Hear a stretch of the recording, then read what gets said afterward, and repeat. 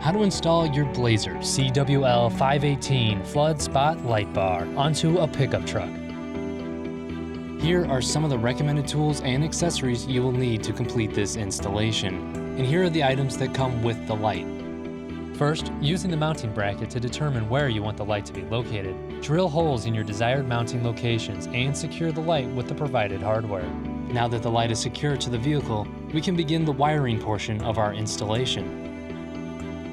Begin by using a ring connector to attach the hot wire to the positive lead on the battery. Feed the other end of the hot wire from the battery to a 10 or 16 amp fuse.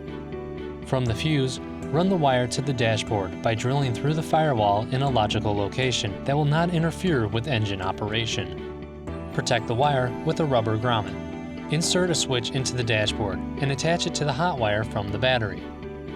Next, run the hot wire from the switch back to the light, using a route that will not interfere with vehicle operation.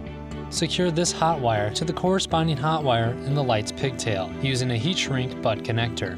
In the same fashion, use another heat shrink butt connector to attach a neutral wire to the corresponding neutral wire in the light's pigtail. See the printed instructions for more information. Run the neutral wire and secure it to a good ground location, somewhere on the truck that will not interfere with vehicle operation. Ensure all of your wires are secured with zip ties. Finally, test the light to make sure everything works properly.